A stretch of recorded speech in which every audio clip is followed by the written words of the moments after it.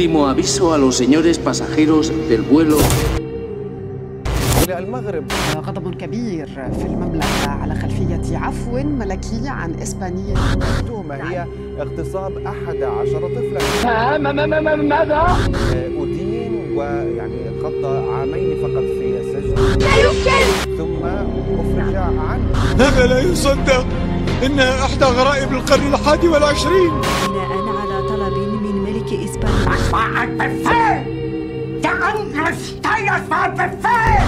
مستحيل يا ولدي ويا بنتي اللي تكهن هذه المباراة 10 سنين اشتراك وبلوشي من الجزيرة الرياضية. كيف تلقى الشارع المغربي هذا النبأ؟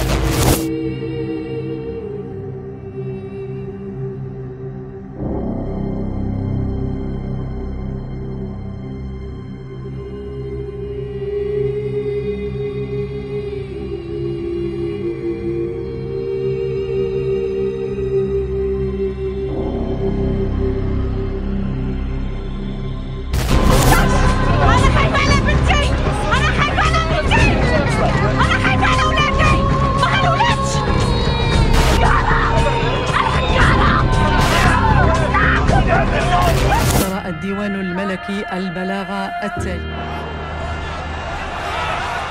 قرر صاحب الجلالة بمجرد أن تم إطلاعه على عناصر الملف أن يتم فتح تحقيق معمق من أجل تحديد المسؤولين.